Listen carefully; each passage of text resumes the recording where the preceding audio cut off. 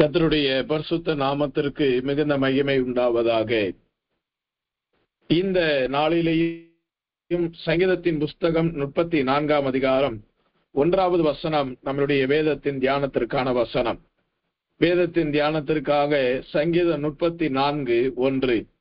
கர்த்தரை நான் இக்காலத்திலும் ஸ்தோத்தரிப்பேன், அவர் துதி எப்பொழுதும் என் வாயில் இருக்கும். அவர் துதி எப்பொழுதும் என் வாயில் இருக்கும். இது ஒரு தேவ மனிதனுடைய ஒரு அறிக்கை. துதிப்பதினால் கிடைக்கும் நன்மை என்னவென்று ஏற்கனவே ஆண்டவருடைய பெரிதான இரக்கத்தினால் பேசியிருக்கிறேன். அதனுடைய தொடர்ச்சியாக 2வது பாகமாக துதி என்னெல்லாம் செய்கிறது, துதிப்பதினால் நம்மளுக்கு என்ன கிடைக்கிறது என்பது முதல் பகுதி. துதிப்பதினால் என்னெல்லாம் நடக்கும் என்பதை குறித்து இன்றைக்கு திட்டமும் தெளிவுமாய் ஆவியானவர் நம்மத்தில் இடைபடுவார் என்பதை நான் அறிந்திருக்கிறேன். நான் அதை ஆழமாய் விசுவாசிக்கிறேன். இன்றைய செய்தியின் தலைப்பு துதி என்னும் பட்டயம்.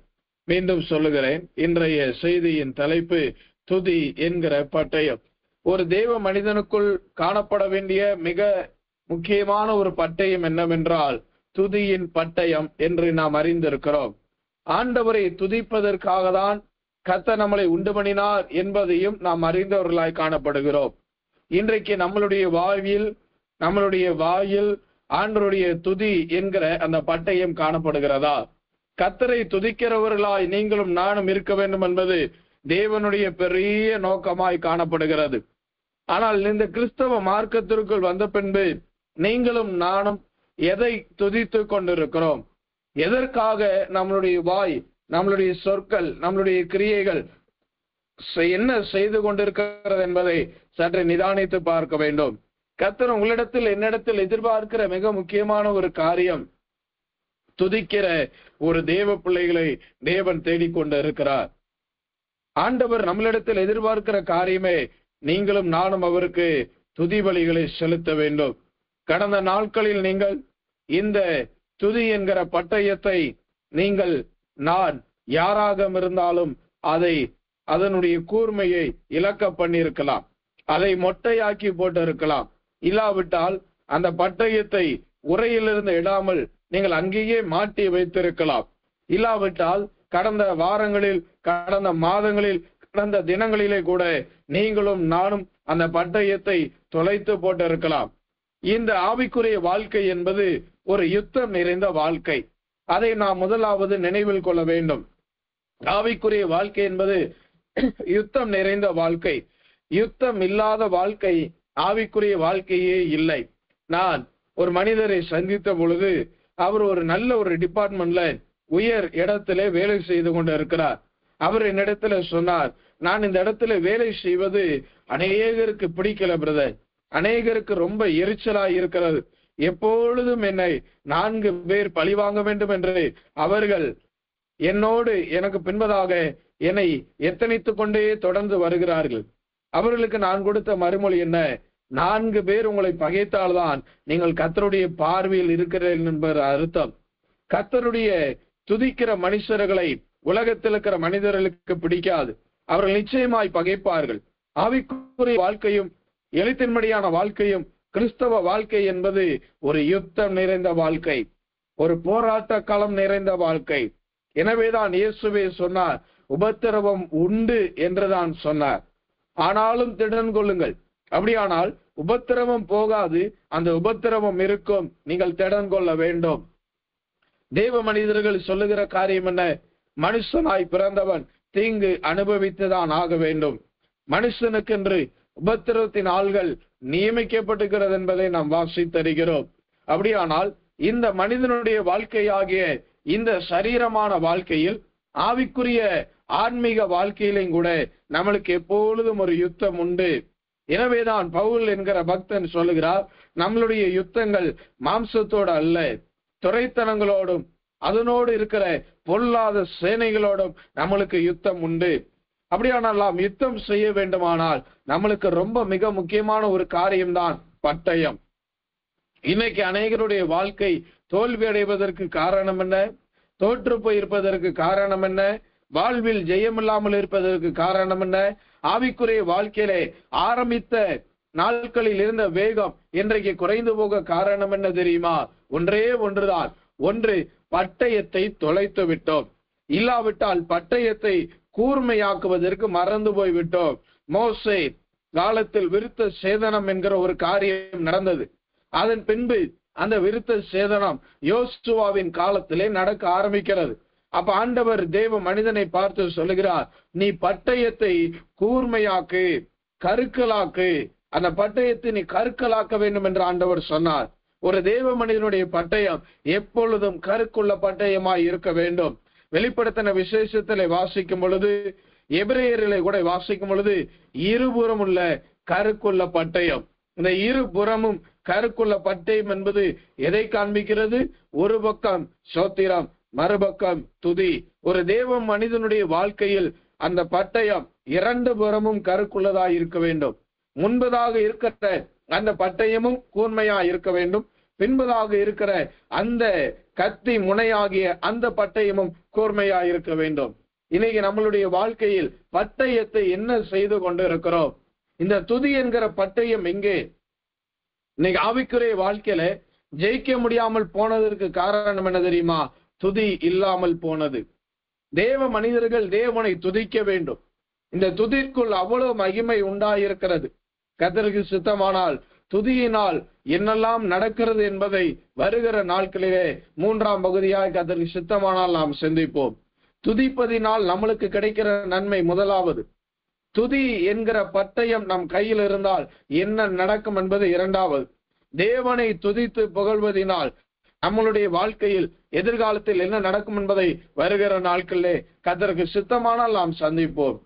உங்களுக்கு ஒரு ஆலோசனையை தேவனுடைய பெரிதான இரக்கத்தினால் சொல்ல கடமைப்பட்டு இருக்கிறேன். எந்த பிரச்சனைகள் வந்தாலும், எப்பேற்பட்ட போராட்டங்கள் வந்தாலும், நீங்கள் ஒன்று செய்ய வேண்டும், தேவனை நன்றாய் துதிக்க வேண்டும். அது எந்த சூழ்நிலையாய் இருந்தாலும் தேவனை துதிப்பது தேவனுக்கு பிரியமான ஒரு காரியம். யோசுவாவின் புஸ்தகம் 22ஆம் அதிகாரம் 33வது வசனத்தை வாசிக்கும் பொழுது, யோசுவா 22:33 வாசிக்கும் பொழுது, அந்த செய்தி இஸ்ரவேல் புத்திரரின் பார்வைக்கு நன்றாய் இருந்தது. ஆகையால் ரூபன் புத்திரரும் காத் புத்திரரும் குடியிருக்கிற தேசத்தை அழித்துவிட அவர்கள் மேல் யுத்தத்திற்கு புறப்படுவோம் என்கிற பேச்சை விட்டுவிட்டு இஸ்ரவேல் புத்திரர் தேவனை சோத்தரித்தார்கள். பேச்சை நிப்பாட்டிட்டு கர்த்தரை துதிக்க ஆரம்பித்தார்கள் என்று வேதம் சொல்கிறது. உங்களுடைய வாழ்க்கையில் பிரச்சனைகள், போராட்டங்கள் வரும் பொழுது அதையும் இதையும் உட்கார்ந்து பேசுவதற்கு ஒன்று செய்யுங்கள். இருக்கிற இடத்துல கர்த்தரை துதியுங்கள். நான் சொல்லவில்லை, வேதம் தான் சொல்லுகிறது. வசனம் தான் நம்மளுக்கு வழிகாட்டியா இருக்கிறது. வேதம் என்ன சொல்லுகிறது? அவர்கள் அந்த பேச்சை விட்டுவிட்டு கர்த்தரை துதித்தார்கள். அதையும் இதையும் பேசிக் கொண்டிருப்பதற்கு பதிலாக கண்ட காரியத்தை மனதில் போட்டு தனிமையில் உட்கார்ந்து பேசிக் கொண்டிருப்பதற்கு பதிலாக ஆண்டவர் சொல்லுகிறார், தேவனை துதிக்க ஆரம்பியுங்கள். நீங்களும் நானும் தேவனை துதிக்க ஆரம்பித்தால் நம்மளுடைய வாழ்க்கையில் இருக்கிற எல்லா பிரச்சனைகளுக்கும் தேவன் ஒரு முற்றுப்புள்ளியை வைத்து விடுவார். இன்றைக்கு நம்மளுடைய வாழ்க்கையில கர்த்தரை துதிக்கிற அந்த துதி நம்மளுடைய வாழ்க்கையில காணப்படுகிறதா? துதி என்கிற அந்த பட்டயம் நம்மளுடைய வாழ்க்கையிலே காணப்படுகிறதா? இஸ்ரவேல் ஜனங்கள் சொன்னார்களே, நாங்கள் பேசுகிறதை நிறுத்திவிட்டு கர்த்தரை துதிக்கிறோம். வீட்டிலே பிரச்சனைகள் வரும் பொழுது, போராட்டங்கள் வரும் பொழுது, கண்ணீர்கள் வரும் பொழுது, இடுக்கண்கள் வரும் பொழுது, மரணத்திற்கு ஏதுவான ஆபத்துகள் வரும் பொழுது நாம் என்ன செய்ய வேண்டும் தெரியுமா? அதையும் இதையும் அப்படி இப்படி என்று பேசிக் கொள்வதற்கு பதிலாக ஒன்று செய்ய வேண்டும், கர்த்தரை நன்றாய் துதிக்க வேண்டும். கர்த்தரை நன்றாய் துதிக்க வேண்டும். கர்த்தரை துதித்தால் மாத்திரம்தான் நம்மளுடைய வாழ்க்கையிலே ஜெயம் எடுக்க முடியும். ஜெயம் எடுக்க முடியும். எனக்கருமையான தேவனுடைய ஜனமே, ஆண்டவரை துதியாவிட்டால் நம்மளுடைய வாழ்க்கையிலே அந்த பட்டயம் கருக்குள்ளதாய் இல்ல, கருக்கற்றதாய் மாறி விடுகிறது. கர்த்தரை துதியாவிட்டால் நம்மளுடைய வாழ்வில் சத்துருவானவன் நம்மளை மேற்கொண்டு விடுவான். இந்த நாளிலேயும் நீங்களும் நானும் எப்பேற்பட்ட காரியத்தில் இருந்தாலும் ஆண்டவர் உங்களை பார்த்து சொல்லுகிறார், நான் உங்களுக்கு கொடுத்த பட்டயம் எங்கே? நான் உங்களுக்கு கொடுத்த பட்டயம் எங்கே? ஆண்டவர் கொடுத்த பட்டயத்தை எங்கே? வசனம் என்பது ஒரு பட்டயம், அதே சமயம் துதி என்கிறது மறு பட்டயம். இன்னைக்கு நம்மளுடைய வாழ்க்கையில கர்த்தர் கொடுத்த பட்டயத்தை எங்க? அதை எங்கே வைத்திருக்கிறோம்? அதை எங்க தொலைத்திருக்கிறோம்? எங்கே அதை காணாமல் நாம் தொலைத்தவர்களாய் காணப்படுகிறோம்? இல்லாவிட்டால் அந்த பட்டயம் இருந்தும் அதை பயன்படுத்தாதவர்களாய் காணப்படுகிறோமா? எனக்கருமையான தேவஜனமே, துதி என்கிற பட்டயத்தை கையில் எடுக்க ஆரம்பியுங்கள். துதி என்கிற பட்டயத்தை கையில் எடுக்க ஆரம்பியுங்கள். இந்த மாதம் நம்மளுக்கு ஒரு துதியின் மாதம். நாம் கர்த்தரை துதிக்கிறோமா? தேவனை துதித்துக் கொண்டிருக்கிறோமா? தேவனை துதிக்கிற துதி நம்மளுடைய தனிப்பட்ட வாழ்க்கையில் காணப்படுகிறதா? ஒன்று சொல்ல ஆசைப்படுகிறேன், இந்த ஜெபத்தில் மாத்திரம் நாம் கர்த்தரை துதிக்கிறவர்களாய் இல்லை, தனிப்பட்ட வாழ்விலையும் நாம் தேவனை துதிக்கிறவர்களாய் காணப்பட வேண்டும். இந்த ஜெபம் நம்மளுக்கு ஒரு பயிற்சியின் ஜெபம்தான். ஆண்டவர் இந்த ஜெபத்தின் மூலமாய் நம்மளை உருவாக்கி கொண்டிருக்கிறார். போதகர் மூலமாய் கர்த்தர் நம்மளை உருவாக்கி கொண்டிருக்கிறார். பல காரியங்களை கற்றுக் கொடுத்து இருக்கிறார், கற்றுக் கொடுத்து கொண்டே இருக்கிறார். அப்படியானால் நாம் என்ன செய்ய வேண்டும்? இந்த துதியை இந்த மாதத்தில் துதித்து விட்டு அடுத்த மாதம் நாம் ஓய்வெடுத்து விடலாம் என்று நினைக்க கூடாது. என்றைக்கு வாழ்க்கையில் துதி என்கிற பட்டயத்தை தொலைக்கிறோமோ அன்றைக்கு சத்துருவானவன் ஜெயம் எடுக்கிறவனாய் மாறுவான். சற்று நிதானித்து பாருங்கள். இரண்டு பேர்களுக்குள்ளாக ஒரு பெரிய கலகம் உண்டாகிறது. அதில் ஒருவன் கையில் ஒன்றுமே இல்லை, ஆனால் இன்னொருவன் கையில் ஒரு பெரிய பட்டயம் இருக்கிறது என்றால் அவன் யாரை பார்த்து பயப்படுவான்? அவன் வர முடியுமா? அருகில் நெருங்க முடியுமா? சத்துருக்கும் உங்களுக்கும் பிரச்சனை உண்டாகும் பொழுது உங்கள் கையில் துதியின் பட்டயம் இருந்தால் சத்துருவானவனால் நெருங்க முடியாது, உலகத்தாரால் நெருங்க முடியாது. வாலிப பிள்ளைகளுடைய, வாலிப தம்பிமார்களுடைய வாழ்க்கையில் துதி என்கிற அந்த பட்டயம் இல்லாதபடியினால்தான் பாவம் அவர்களை மேற்கொள்கிறது. பாவத்தை ஜெயிக்க வேண்டுமானாலும் கர்த்தரை துதிக்க வேண்டும். யோபுவின் புஸ்தகத்தில் நீங்கள் வாசித்து பார்ப்பீர்களானால் அவன் அதிகாலையிலே எழுந்து கர்த்தரை ஸ்தோத்திரம் பண்ணி அவன் துதிக்கிற தேவ மனிதனாய் இருந்தான். அவன் சுத்திகரித்து தேவனை துதிக்கிறவனாய் இருந்தான். எனவேதான் யோபுவினுடைய வாழ்க்கையிலே அந்த தூஷணம் என்கிற பாவம் அவனை மேற்கொள்ள முடியவில்லை. ஒவ்வொரு துதிக்கு பின்பதாக ஒவ்வொரு வல்லமை உண்டு. எந்த அளவுக்கு நாம் கர்த்தரை துதிக்கிறோம்? உங்களுடைய ஆவிக்குரிய வாழ்க்கையிலே ஜெயம் எடுக்க வேண்டுமானால் இனி ஒன்று செய்யுங்கள், கர்த்தரை துதியுங்கள். எந்த சூழ்நிலையிலையும் எப்பேற்பட்ட நேரத்திலையும் கர்த்தரை துதிக்கிறவர்களாய் நாம் மாற வேண்டும்.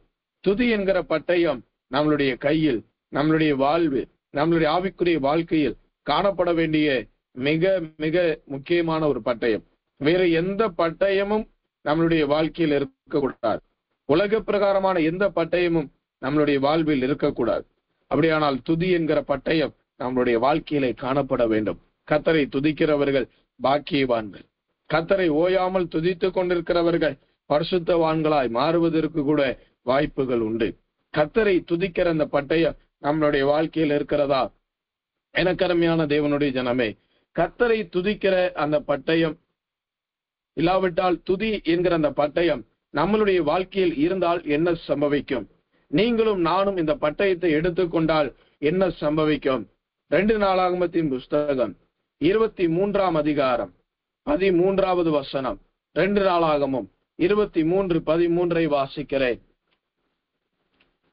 இதோ நடையில் உள்ள தன்னுடைய தூண் அண்டையிலே ராஜா நிற்கிறதையும், ராஜாவின் அண்டையில் நிற்கிற பிரபுக்களையும், எக்காலம் ஊதுகிறவர்களையும், தேசத்து ஜனங்கள் எல்லாரும் சந்தோஷப்பட்டு எக்காலங்கள் ஊதுகிறதையும், கீத வாக்கியங்களை பிடித்துக் கொண்டு பாடகரும் சங்கீத தலைவரும் துதிக்கிறதையும் கண்டாள்.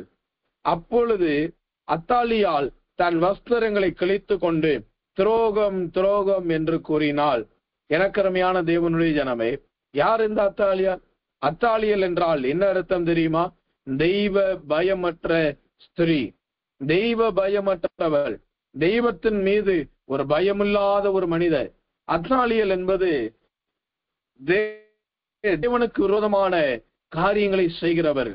அத்தாலியல் என்பது பிள்ளைகளை தவறுதலான பாதையிலே நடத்துகிற ஒரு தாயாய் காணப்பட்டாள். எனக்கு அருமையான தேவனுடைய ஜனமே, இந்த அத்தாலியல் என்பது தெய்வ பயமற்றவர்களாய் காணப்படுகிறார்கள். இந்த அத்தாலியல் என்பது உலகத்தாரை மட்டுமல்ல, இந்த அத்தாலியல் என்பது நம்மளுடைய சுபாவங்களை கூட காண்பிக்கிறது. தெய்வ பயமற்ற சுபாவங்கள் நம்மளுடைய வாழ்க்கையில் இருக்குமானால் அதை அழித்து போடுவதற்கு துதி என்கிற பட்டயத்தை நீங்களும் நானும் கையில எடுக்க வேண்டும். துதி என்கிற பட்டயம் இல்லாவிட்டால் நல்ல குணப்படாத பண்புகளை நீங்களும் நானும் அழிக்க முடியாது. நமது தீய பண்புகளை அழித்து போட வேண்டுமானால், குணமில்லாத தீய குணங்களை அழித்து போட வேண்டுமானால், இந்த அத்தாலியலை க்ளோஸ் பண்றதற்கு நீங்களும் நானும் நன்றாய் கர்த்தரை துதிக்க வேண்டும். துதி என்கிற பட்டயம் உங்களுடைய வாழ்க்கையில், என்னுடைய வாழ்க்கையில் இருந்தால்தான் அத்தாலியாலை நீங்களும் நானும் அழித்து போட முடியும். எனக்கு அருமையான தேவனுடைய ஜனமே, இப்பேற்பட்ட தெய்வ பயமற்ற சுபாவங்கள், தீய குணங்கள் நம்மளுடைய வாழ்க்கையில் காணப்படுகிறதா? நம்மளுடைய அவயவங்களில் தேவன் விரும்பத்தக்காத கிரியைகள் காணப்படுகிறதா? நம்மளுடைய ஆவிக்குரிய வாழ்க்கையில் தீய காரியங்கள், தீய செயல்பாடுகள் உங்களுடைய வாழ்க்கையில், நம்மளுடைய வாழ்க்கையில் இருக்குமானால் அதை அழிப்பதற்கு துதி என்கிற பட்டயம் மிக மிக பிரயோஜனமாய் காணப்படுகிறது. இந்த ஸ்திரீயை ஆலயத்திலே கூட கொன்று போடவில்லை, ஆலயத்துக்கு புறம்பாய் கொண்டு போய் அவளை கொன்று போட்டார்கள். துதி என்கிற பட்டயம் உங்களுடைய என்னுடைய சரீரத்தில் இருக்கிற எல்லா தீய கிரியைகளை கொன்று போடும். தெய்வ பயமற்ற சுபாவங்கள், தேவனுக்கு பிரியமில்லாத காரியங்கள், தேவனுக்கு உகாந்து வராத எந்த கிரியையும் நம்மளுடைய வாழ்க்கையில் இருக்கக்கூடாது. உங்களுடைய வாழ்க்கையில் எப்பேற்பட்ட தீய குணங்கள் இருக்குமானால் அதை முறியடிப்பதற்கு துதி என்கிற பட்டயம் தான் ரொம்ப முக்கியம். ஒரு மனிதனுக்கு ஊழியம் எந்த அளவுக்கு முக்கியமோ அந்த அளவுக்கு ஜீவியம் முக்கியம். ஊழியம் முக்கியம் என்கிற அளவிற்கு ஜீவியம் முக்கியம். நான் ஊழியத்தை செய்து விட்டேன், ஜீவியத்தை கோட்டை விட்டேன் என்றால் அவர்கள் பரலோகத்தை கனவில் கூட பார்க்க முடியாது. நான் ஜீவியத்தை நிறைவேற்றி விட்டேன், ஊழியத்தை கைவிட்டு விட்டேன் என்றால் அவர்களும் பரலோகத்தை கூட நினைத்து பார்க்க முடியாது. எந்த ஒரு மனிதனும் இரண்டு தராசிலே நெருக்கப்படுவர்களாய் காணப்படுகிறார். ஒரு பக்கம் ஊழியம், மறுபக்கம் ஜீவியம். ஊழியமும் ஜீவியமும் சரியான நிலவரத்தில் இருக்க வேண்டும். கர்த்தரை ஆராதிக்கிற நீங்களும் நானும் இந்த ஊழியத்தை செய்யும் பொழுது, கர்த்தருக்கு உகந்த பரிசுத்த ஜீவியத்தை செய்யும் பொழுது பலவிதமான தீய சுபாவங்கள், பலவிதமான காரியங்கள் நம்மளுடைய வாழ்க்கையில போராடதான் செய்கிறது. எனக்கு தெரிந்த ஒரு ஊழியர் உண்டு. அவர் சொல்லுவார், எனக்கு ஊழியம் எல்லாம் முக்கியம் இல்லை, ஆண்டவர் எனக்கு ஊழியத்துல அவ்வளவு எனக்கு விருப்பம்லாம் கிடையாது, ஆனால் எனக்கு ஜீவியம் முக்கியம். நான் பரிசுத்தமாய் இருக்க வேண்டும், அதற்காக நான் எந்த ஊழியத்தையும் நிராகரிக்க ஆயத்தமாய் இருக்கிறேன். நடந்தது என்ன தெரியுமா? ஊழியம் செய்கிறவர்களை காட்டிலும் அவர்தான் அதிகமாய் விழுந்து போனவராய் இருந்தார். காரணம் என்ன? சரியான ஒரு வெளிப்படுத்தல் அவருடைய மனக்கண்களுக்கு கிடைக்கவில்லை. அவருடைய மனக்கண்கள் குருடாக்கப்பட்டு இருந்தது. துதி என்கிற பட்டயம் இருந்தால் இப்பேற்பட்ட வார்த்தை வரால். ஊழியத்துக்கு விரோதமாய் எழும்புகிற எந்த தீய சுபாவங்களையும் அழித்து போடுவதற்கு துதி என்கிற பட்டயம் அது பயன்படுத்தப்படும், அது பயன்படுத்தப்பட வேண்டும். ஆவிக்குரிய வாழ்வில் பரிசுத்தமாய், தேவனுக்கு உகந்த வாழ்க்கையாய், தேவனுக்கு பிரியமாய் வாழ விடாமல் தடை செய்கிற எந்த சுபாவங்களையும் துதியினால் நாம் ஜெயமெடுக்க முடியும்.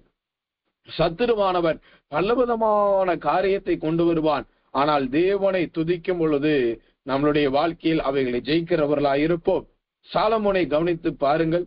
அவனுடைய வாழ்க்கையில் துதிக்கிற துதி எப்பொழுதும் இருந்தபடியினால் ஆரம்ப நாட்கள்ல கர்த்தரை நன்றாய் துதிக்கிறவராயிருந்தார். அதனால் என்ன நடந்தது? கர்த்தருடைய மகிமையே பரலோகத்திலிருந்து இறங்கி தேவனுடைய ஆலயத்திற்குள் வந்து ஆசாரியர்கள் கூட நிற்க முடியாமல் போக பண்ணினது. ஆசாரியர்களால் கூட அந்த மகிமையை தாங்க முடியவில்லை. எல்லாரும் சொல்லுவார்கள், எலியா வானத்திலிருந்து அக்கினியை இறக்கினார். இல்லை, எலியா மட்டும் இல்லை, சாலமோன் ஜெபத்திற்கும் தேவன் அக்கினியாய் பதில் கொடுத்தார். காரணம் என்ன? அந்த துதி. ஆனால் நாளடைவில் நடந்தது என்ன தெரியுமா? அந்த துதி கொஞ்சம் கொஞ்சமாய் குறைந்து விக்கிரங்களுக்கு பின்பதாய் போய் ஒரு மலையவே நாசமலையாய் மாற்றிவிட்டார். ஒரு ஊரையே கெடுக்கிறவனாய் மாறிவிட்டான். எந்த இடத்தில் துதி என்கிற பட்டயம் குறைகிறதோ, துதி என்கிற பட்டயம் இல்லாமல் போகிறதோ, அந்த இடத்தில் பாவம் மேற்கொள்ளத்தான் செய்யும். அந்த இடத்தில் சுயங்கள் மேற்கொள்ளத்தான் செய்யும். இது ஆண்டவருடைய ஊழியம். இதில் தியாகம் ரொம்ப முக்கியம். இது ஆண்டவருடைய ஊழியம். தேவனுடைய சித்தம் செய்வது ரொம்ப முக்கியம். தேவனுடைய சித்தம் செய்யாமல் நாம் ஏதாயிலும் செய்து கொண்டிருந்தால் பரலோக ராஜ்யம் கேள்விக்குறியாய் போய்விடுமே.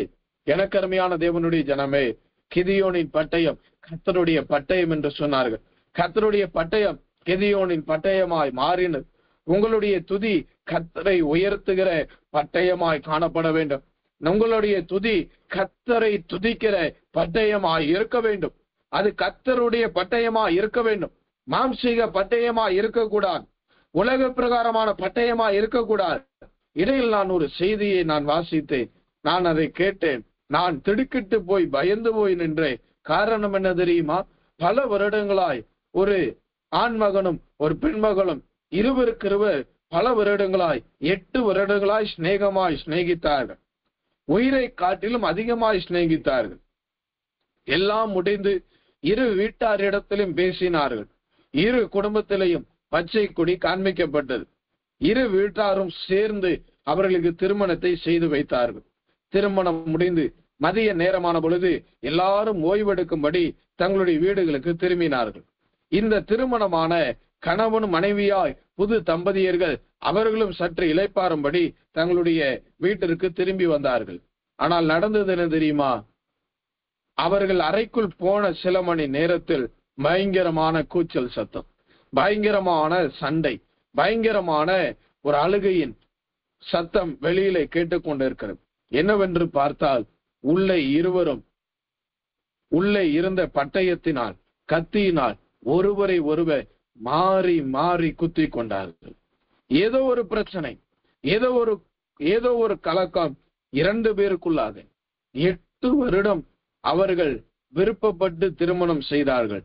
ஆனால் 8 மணி நேரம் கூட வாழ முடியவில்லை. 8 மணி நேரம் கூட அவர்களால் ஒன்றிணைந்து ஒரு குடும்பத்தை கட்ட முடியவில்லை. நடந்தது தெரியுமா? அந்த மகள் அந்த இடத்திலேயே துடிதுடித்து பரிதாபமாய் மறைத்து போனாள். அந்த மகன், அந்த வாலிப தம்பி நடந்தது என்ன? அவனுடைய வாழ்க்கையும் ஒரு நாள் முழுவதும் ஆஸ்பத்திரியில் இருந்தான். மறுநாள் அவனும் செத்து போனான். உலக பிரகாரமான பட்டயம் நம்மளுடைய வாழ்க்கையில், நம்மளுடைய வாயில் இருக்கக்கூடாது. நாவு ஒரு பட்டயம் என்று வேதம் சொல்லுகிறது. அப்படியானால் நம்மளுடைய நாவு என்கிற பட்டயத்தை நாம் பயன்படுத்தக்கூடாது. பேதுருவின் பட்டயத்தை எடுத்த பொழுது கர்த்தர் அந்த பட்டயத்தை உரையிலே போடு என்று சொன்னார். அப்படியானால் இப்பேற்பட்ட பட்டயங்கள் நம்மளுடைய வாழ்வில் இருக்கக்கூடாது.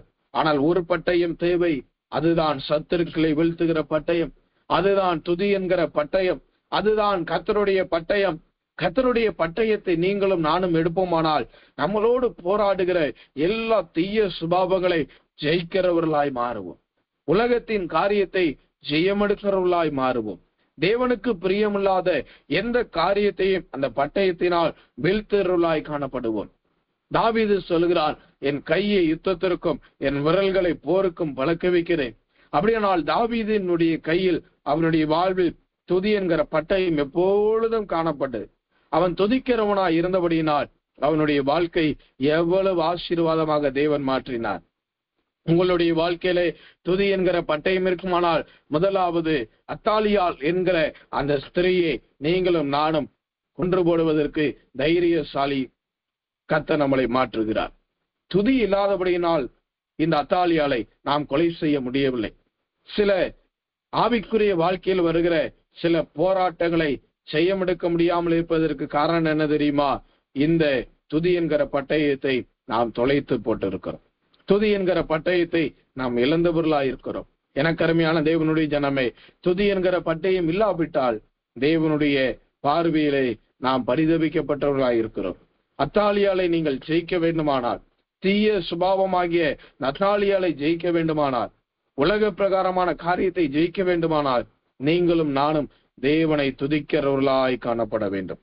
தேவனை துதிக்கிறவர்களாய் காணப்பட வேண்டும். தேவனை துதிக்கும் பொழுது அத்தாலியாளை கர்த்தர் உங்கள் கையிலே, என் கையிலே ஒப்பு கொடுப்பார். கர்த்தருடைய பரிசுத்த நாமத்திற்கு மகிமை உண்டாவதாக.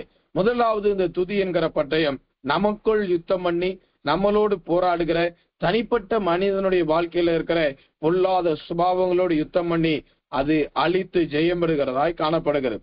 இரண்டாவது இந்த துதி என்கிற பட்டயம் என்ன செய்கிறது? 2 நாளாகமத்தின் புஸ்தகம் 20ஆம் அதிகாரம் 22வது வசனம். 2 நாளாகமம் 20:22 நான் வாசிக்கிறேன். அவர்கள் பாடி துதி செய்ய தொடங்கின பொழுது யூதாவுக்கு விரோதமாய் வந்து பதியிருந்த அம்மோன் புத்திரரையும் மோவாபியரையும் சேயீர் மலை தேசத்தாரையும் ஒருவருக்கு விரோதமாக ஒருவரை கர்த்தர் எழும்ப பண்ணினபடியினால் அவர்கள் வெட்டுண்டு விழுந்தார்கள். எனக்கருமையான தேவனுடைய ஜனமே, முதலாவது துதி நம்மளுடைய வாழ்க்கையில் தனிப்பட்ட ஜீவியத்தில் போராடுகிற தீய சுபாவங்கள், கெட்ட காரியங்கள், கெட்ட நடக்கைகள், இவை எல்லாவற்றையும் இந்த துதியினால் நாம் ஜெயம் எடுக்க முடியும். இந்த துதி என்கிற பட்டயத்தினால் அவைகளை வெட்டி வீழ்த்த முடியும்.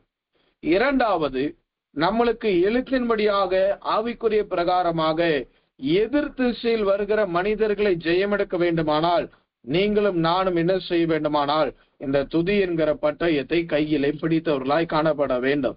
வேதம் தெளிவாய் சொல்லுகிறது, அவர்கள் பாடி துதி செய்ய தொடங்கின பொழுது 3 கூட்டத்தாரை கர்த்தர் அங்கே ஒருவருக்கு விரோதமாக ஒருவர் எழும்ப பண்ணுகிறார். அம்மோன் புத்திரர், மோவாபிய, சேயீர் மலை தேசத்தாரையும் ஆண்டவர் ஒருவருக்கு விரோதமாக ஒருவரை எழும்ப பண்ணுகிறார். சற்று கவனித்து பாருங்கள். எந்த ஒரு யுத்தத்திலாவது பட்டயம் இல்லாதவர்களை எந்த விதமான சேஃப்டி எக்யூப்மெண்ட்ஸ் இல்லாமல் நிப்பாட்டுவார்களா? ஆனால் இந்த ராஜா செய்கிறான், இந்த மனிதன் செய்கிறான். நடந்தது என்ன? துதிக்கிறவர்கள் முன்பதாய் நின்றபடியினால் அவர்களுடைய யுத்தம் ஜெயமாய் மாறினது. உங்களுடைய வாழ்க்கையில் நீங்கள் துதியை முன்பதாக வைப்பீர்களானால், துதி என்கிற பட்டயத்தை நீங்கள் பிடித்து கொண்டு போவீர்களானால் உங்களுடைய வாழ்க்கை ஜெயமுள்ளதாய் மாறுகிறது. ஆண்டவரை துதிக்காவிட்டால் உங்களோடு போராடுகிற எந்த சத்துருக்களையும் நாம் முறியடிக்க முடியாது. நம்மளுக்கு விரோதமாக பலவிதமான காரியங்கள் யுத்தம் செய்து கொண்டுதான் இருக்க செய்யும். யுத்தம் தொடர்ந்து வரதான் செய்யும். ஆனால் நீங்களும் நானும் தேவனை துதியாவிட்டால் நம்மளுடைய வாழ்வில் இந்த யுத்த களத்தில் நாம் பலிகடாவாய் போய்விடுவோம். நாம் பலி தீர்க்கப்படுவோம். நம்மளுடைய ஜீவன் ஒன்றுமில்லாமல் நாசமாக்கப்பட்டு விடும். ஆனால் இந்த மனிதர்கள் தேவனை பாடி துதிக்க தொடங்கின பொழுதே கர்த்தர் ஒருவருக்கு விரோதமாய் ஒருவரை எழும்ப பண்ணினார்.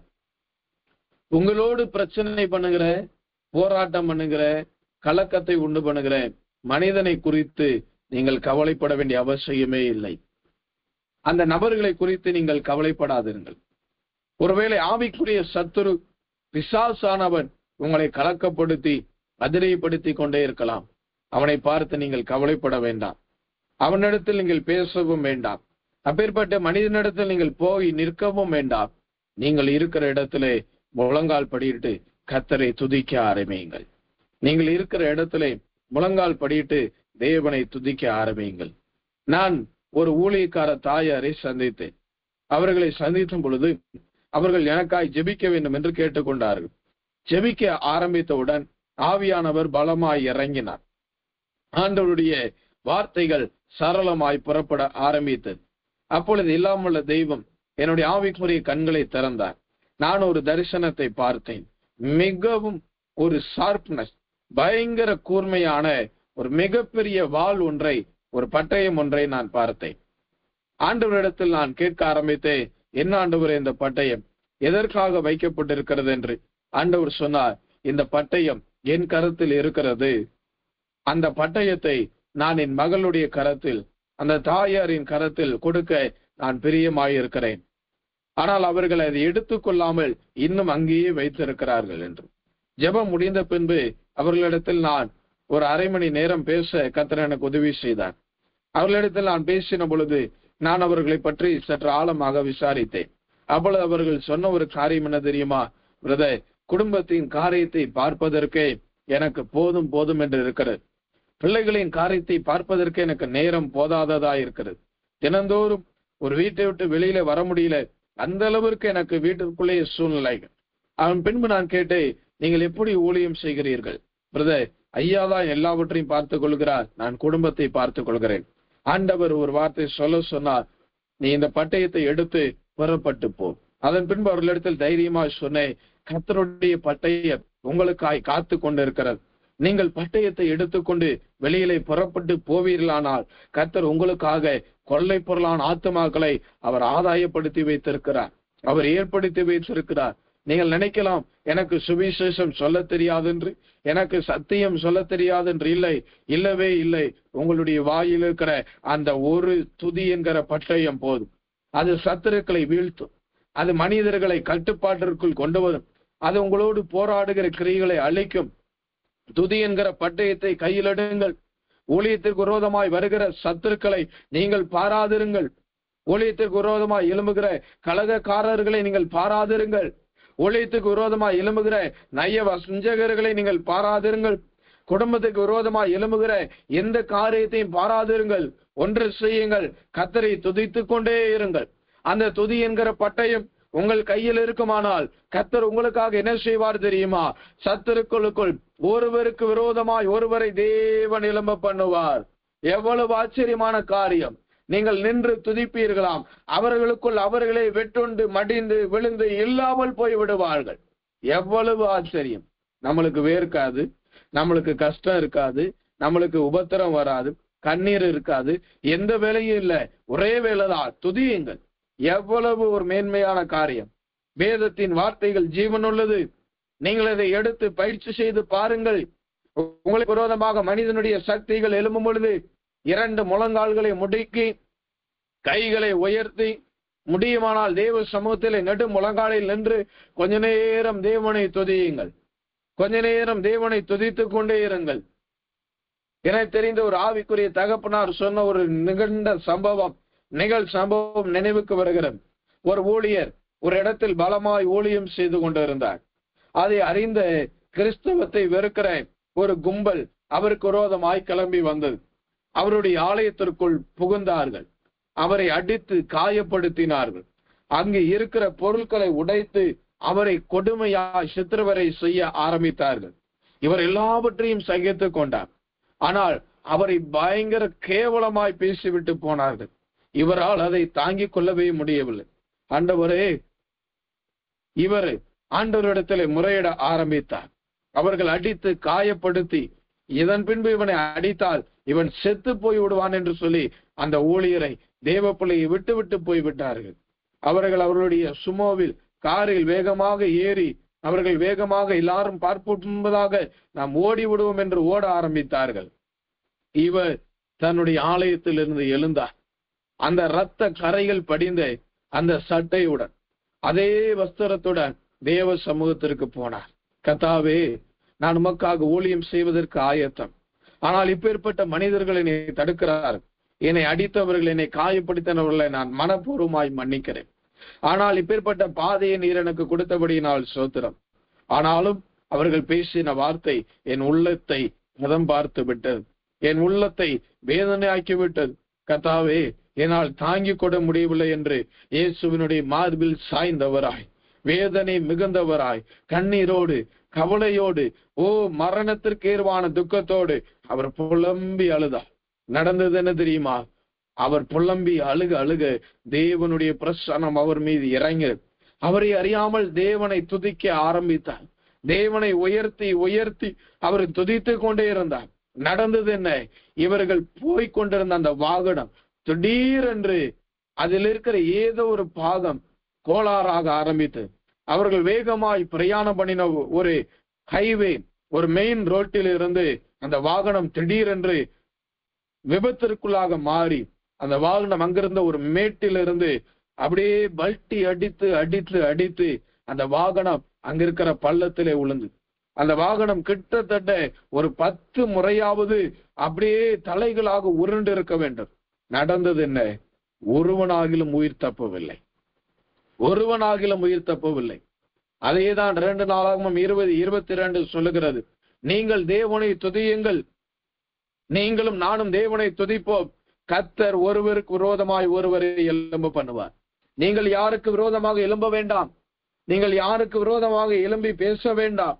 உங்கள் கணவனுக்கு விரோதமாக, பிள்ளைகளுக்கு விரோதமாக, உறவினருக்கு விரோதமாக நீங்கள் எழும்பி ஒன்றும் பேச வேண்டாம். அவர்களுக்கு விரோதமாக எழும்பி அவர்களுக்கு விரோதமாக எழும்பாதிருங்கள். அவர்களுக்கு விரோதமாக எழும்பி தீங்கு செய்யாதிருங்கள். கர்த்தர் உங்களுக்கு ஜெயத்தை தர வேண்டுமானால் கர்த்தரை துதியுங்கள். முதலாவது துதி என்கிற பட்டயம் இருந்தால் நம்மளோடு போராடுகிற அத்தாலியாலை கர்த்தர் அழித்து போடுவார். அத்தாலியால் என்கிற அந்த தீய சுபாவங்களை தேவன் துதி என்கிற பட்டயத்தினால் கொன்று போட அவர் உண்மையுள்ளவராய் இருக்கிறார். இரண்டாவது, உங்களுக்கு விரோதமாய் எழுந்திருக்கிற எழுத்தின்படியான சத்துருக்களை, உலக பிரகாரமான மனிதன் என்கிற சத்துருக்களை, வீட்டார் என்கிற சத்துருக்களை அழித்து போடுவதற்கு தேவன் துதி என்கிற பட்டயத்தை கையில் கொடுத்திருக்கிறார். நீங்கள் கர்த்தரை துதித்துக் கொண்டே இருங்கள். கர்த்தரை துதிக்க துதிக்க துதிக்க துதிக்க அவர்களுக்கே ஒரு பயத்தை தேவன் உண்டு பண்ணுவார். அவர்களுக்குள் அவர்களே விரோதமாய் எழும்புவார்கள். இந்த யுத்தம் கர்த்தரால் நடந்தது என்று வேதம் சொல்லுகிறது. உங்களுக்கு விரோதமாய் எந்த சூழ்நிலை வரட்டும், எப்பேற்பட்ட மனிதர்கள் எழும்பட்டும், நீங்கள் அவர்களை மனப்பூர்வமாய் மன்னித்து துதி என்கிற பட்டயத்தை பயன்படுத்துங்கள். கர்த்தர் அவர்களுக்கு விரோதமாக கலகத்தை உண்டு பண்ணுவார். எனக்கு ஆச்சரியமான காரியம் என்ன, ஒரு மனிதனும் போய் யுத்தம் பண்ணவே இல்லை. ஒரு மனுஷனாகிலும், ஒரு மனுஷியாகிலும், ஒரு மந்திரியாகிலும், ஒரு பிரபுவாகிலும், ராஜாவாகிலும், ஆசாரியன் யாருமே யுத்தம் பண்ணதா பைபிள் இல்லவே இல்லை. ஆனால் 3 கூட்டத்தாரை ஒரே துதியினால் கர்த்தர் முறியடித்தார். எவ்வளவு மேன்மையான காரியம் பாருங்கள். 3 என்பது மும்முனை போராட்டமாய் காணப்படுகிறது. கண்களின் இச்சை, மாம்சத்தின் இச்சை, ஜீவனத்தின் பெருமை. இந்த மும்முனை போராட்டத்தில் நீங்கள் ஜெயமெடுக்க வேண்டுமானால் துதி என்கிற பட்டயத்தை பயன்படுத்த வேண்டும். மூன்றாவது, இந்த துதி என்கிற பட்டயம் என்ன செய்கிறது? அப்போஸ்தலர் நடபடிகள் 16ஆம் அதிகாரம் 25வது வசனம். அப்போஸ்தலர் நடபடிகள் 16ஆம் அதிகாரம் 25வது வசனம். நாம் யாவரும் அறிந்த வார்த்தை தான். ஆவியானவர் எனக்கு இதை சொல்ல சொன்னபடினால் நான் சொல்லுகிறேன். அப்போஸ்தலர் 16:25. நடு ராத்திரியிலே பவுலும் சீலாவும் ஜெபம் பண்ணி தேவனை துதித்து பாடினார்கள். காவலில் வைக்கப்பட்டிருந்தவர்கள் அதை கேட்டுக்கொண்டிருந்தார்கள்.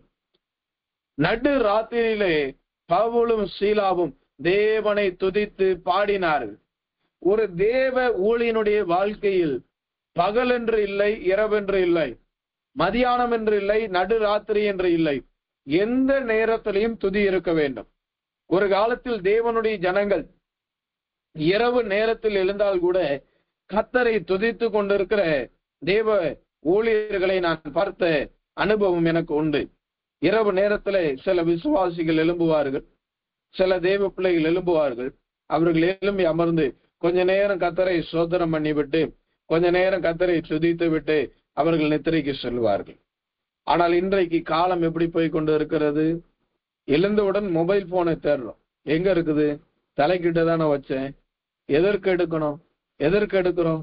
மணி 2 தான் ஆகுது, இன்னும் 1 மணி நேரம் இருக்குது அப்படின்னு படுத்தோம்னா திரும்பி நம்ம ஏஞ்சி பார்க்கும்போது மணி 4:45 இருக்கும். ஆஹா, இன்னைக்கும் ஜெபத்திற்கு போக முடியலையே. திரும்ப அதே நாள், அடுத்த நாளும் என்ன கதை? அதே கதை தான். 2 மணிக்கு ஆண்டவர் எழுப்பி விடுறாரு. கொஞ்ச நேரம் உட்கார்ந்து கர்த்தரை துதித்தார். அவர் ஏதோ நம்மளிடத்தில் தனியா பேசணும்னு நினைக்கிறார், ஏதோ நம்மளிடத்தில் உறவாட வேண்டும் என்று நினைக்கிறார். ஒரு தெய்வம், ஒரு கடவுள், உலகத்தையே படைத்த தேவன் நம்மளிடத்தில் பேசுவது அவ்வளவு எளிதாகி விட்டதா? அவ்வளவு அற்பமாய் போய்விட்டதோ? அவ்வளவு ஏளனமாய் போய்விட்டதோ? கர்த்தர் உங்களிடத்தில் என்னிடத்தில் பேசுவதற்கு காரணம் என்ன தெரியுமா? என்னை விட்டுவிட்டால் இந்த ஜனத்திற்கு யாரும் கிடையாது. நான் இவர்களை கைவிட்டால் இவர்கள் எங்கே போய் நிற்பார்கள்? ஆனால் அப்பேற்பட்ட தேவனை நாம் அலட்சியம் செய்கிறோமா? இரவு நேரத்துல கர்த்தரை துதிக்கிற ஒரு துதி, அது மிகப்பெரிய ஒரு ஆசீர்வாதத்தை கொண்டு வருகிறது. பவுலும் சீலாவும் துதித்து பாடினார்களா? எவ்வளவு அருமையான வார்த்தை! அவர்கள் துதித்து பாடின பொழுது என்ன நடந்தது தெரியுமா? சிறைச்சாலையின் அஸ்திபாரம் அசைய ஆரம்பித்தது. சிறைச்சாலையில் இருக்கிற அஸ்திபாரங்களை தேவன் அவர்களுக்காக அசைக்க ஆரம்பித்தார். பூமி மிகவும் அதிர்ந்தது, கதவுகள் எல்லாம் திறமுண்டது, எல்லாருடைய கட்டுகளும் கலன்றது. அதற்கு மேலாக 27வது வசனம் சொல்லுகிறது, சிறைச்சாலையில் இருக்கிற காவலர்கள் நித்திரை தெளிந்து அவனும் ரட்சிப்புக்குள் வருகிறான். கவனித்து பாருங்கள். நீங்களும் நானும் இரவு நேரத்திலே கர்த்தரை துதித்தோமானால், முதலாவது தேவன் அஸ்திபாரத்தை அசைய பண்ணுகிறார். இரண்டாவது தேவன் பூமியை அதிர பண்ணுகிறார். மூன்றாவது தேவன் கதவுகளை திறந்து விடுகிறார். நான்காவது கட்டுகளை கவிழ்த்து விடுகிறார். ஐந்தாவது நம்மளால் அநேக ஆத்துமாக்களை ரட்சிப்புக்குள் கொண்டு வருகிறார். நடு ராத்திரியில ஏஞ்சு கதரை துதியுங்கள். எனக்கு தெரிந்த ஒரு தாயார் உண்டு. அந்த தாயார் என்னிடத்துல முதலில் வந்து பேசின பொழுது பயங்கரமான போராட்டத்தில் வந்தார்கள். அவர்கள் என்னிடத்தில் எதுவும் சொல்லவில்லை, ஜெபிக்க வேண்டும் என்று சொன்னார்கள். நான் அவர்களுக்காக தேவ சமூகத்திலே பாரத்தோடு ஜெபிக்க ஆரம்பித்தேன். ஆண்டவர் அவர்களை பார்த்து ஒரு வார்த்தை சொன்னார். இவர்களுக்கு முன்பதாக மிகப்பெரிய ஒரு செங்கடலை போன்ற ஒரு தடை காணப்படுகிறது. இவர்கள் இதை கடந்து போவது சற்று கடினம்தான்.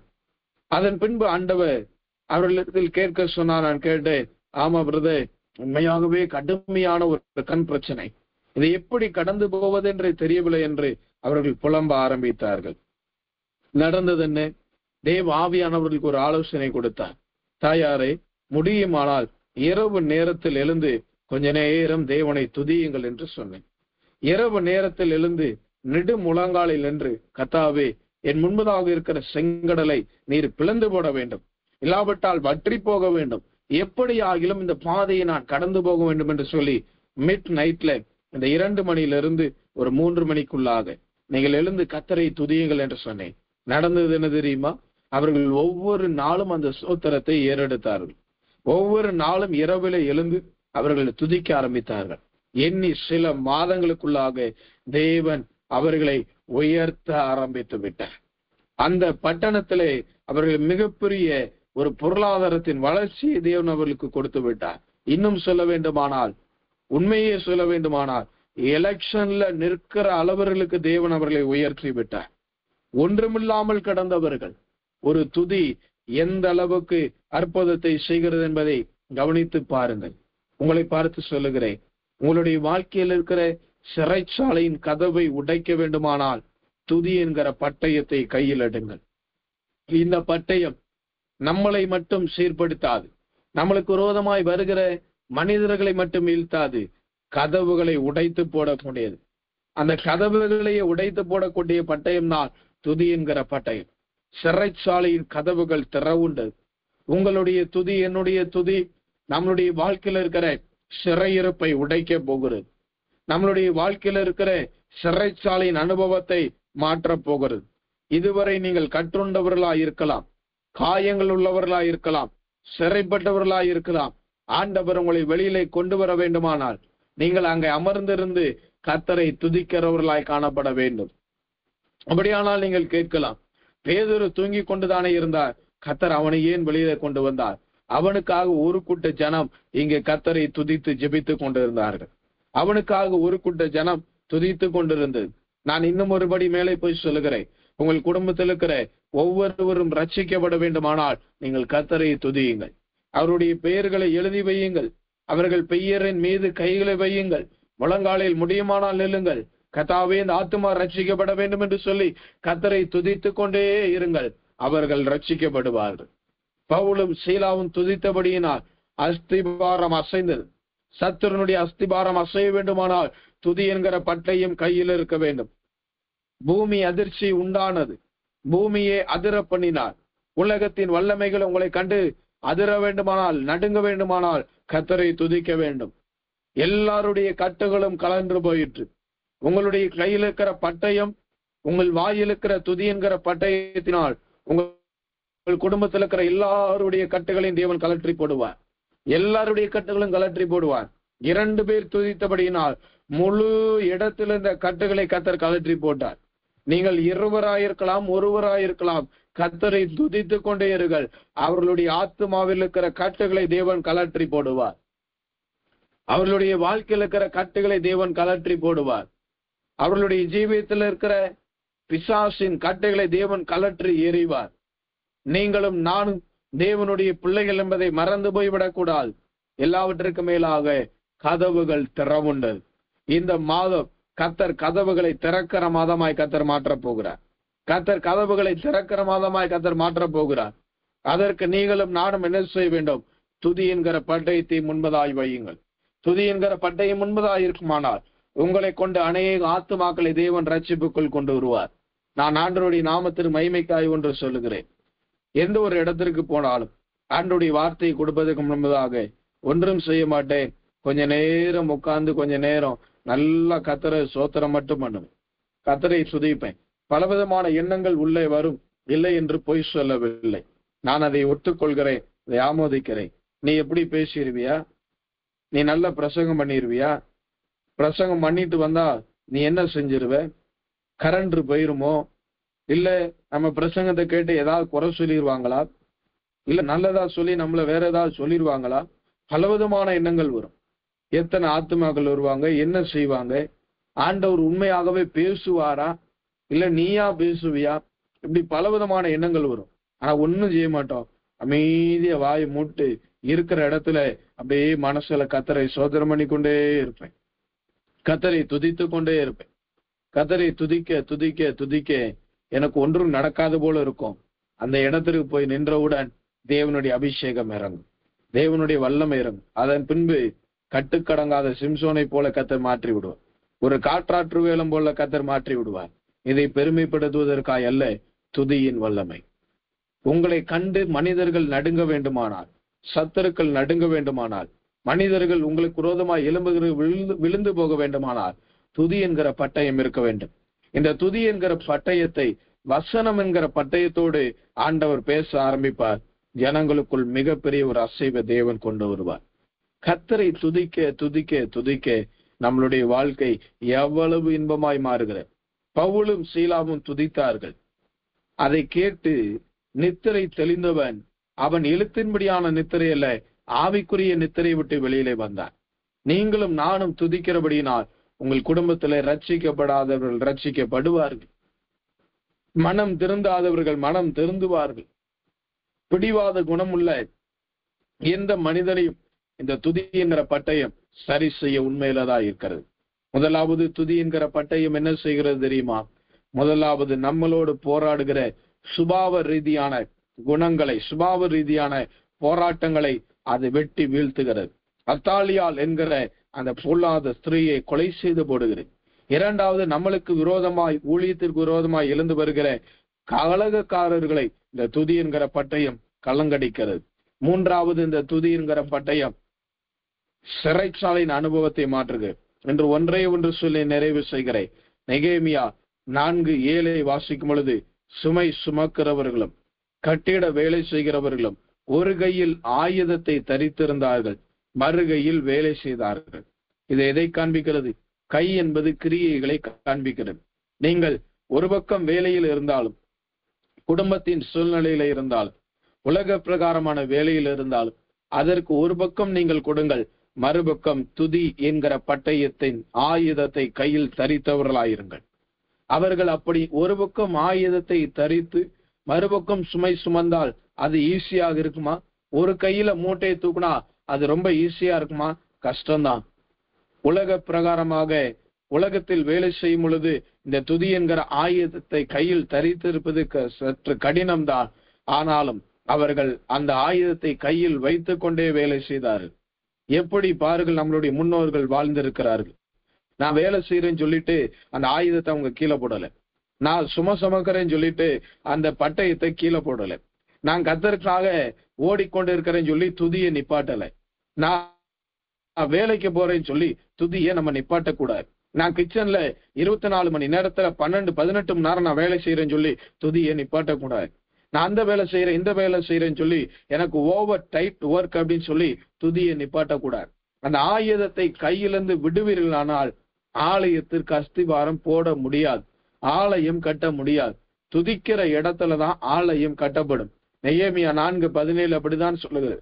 ஒரு கையில் அவர்கள் சுமை சுமந்தார்கள், எல்லா வேலைகளையும் செய்தார்கள், மறு கையில் ஆயுதம் தரித்திருந்தார்கள்.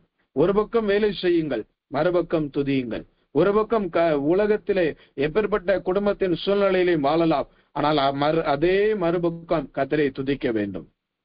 கண்களை மூடுவோம். இந்த துதி என்கிற பட்டயம் மிகப்பெரிய ஜெயத்தை தரப்போகிறது. இந்த பட்டயம் தான் தேவன் நம்மளுக்கு கொடுத்திருக்கிற மிகப்பெரிய ஆயுதம். நான் ஏற்கனவே சொன்னது போல கடந்த நாட்களில் நீங்கள் அவைகளை இழந்திருக்கலாம், தொலைத்து போட்டு இருக்கலாம், இல்லாவிட்டால் இந்த துதி என்கிற பட்டயத்திலே கூர்மை இழந்தவர்களாய் இருக்கலாம். இன்றைக்கு கர்த்தர் அந்த பட்டயத்தை மீண்டும் கூர்மையுள்ளதாய் மாற்ற தேவன் சித்தம் கொண்டு விட்டார். இந்த பட்டயத்தை மீண்டும் தேவன் தர அவர் ஆயத்தப்பட்டு விட்டார். இந்த மாதம் துதியின் மாதம், சோத்திரத்தின் மாதம். இதை நாம் பயன்படுத்திக் கொள்வோம். கண்களை மூடி, கர்த்தாவே எனக்கு அந்த துதியின் பட்டயத்தை தருவீரா? நான் இழந்துட்டேன், நான் கூர்மையாக்கிட்டேன், நான் தொலைச்சிட்டேன், கோடாரிய தண்ணியில ஓட்ட மாதிரி நான் இங்கே விட்டுட்டேன் சுவாமி. இந்த மாதம் நீர் எனக்கு அவைகளை தாரும். இந்த அத்தாளிகளை நான் முடித்து கட்டாக வேண்டும். எனக்கு விரோதமா இளம்பர்களுக்கு விரோதமா நான் எழும்பினது தவறுதான். ஆனால் இன்றைக்கு நான் துதிக்கிறேன். நீர் அவர்களை பார்த்து கொள்ளும். அந்த துதி யாருடைய வாழ்க்கையில இல்லையோ அவங்கதான் போய் சண்டை போடுவாங்க. யோசுவா 22:33 தான் சொல்லுகிறது. இந்த பேச்சை விட்டு விட்டு கர்த்தரை துதித்தார்கள். துதி இல்லாத இடத்துலதான் அதிகமா பேச்சு இருக்கும்.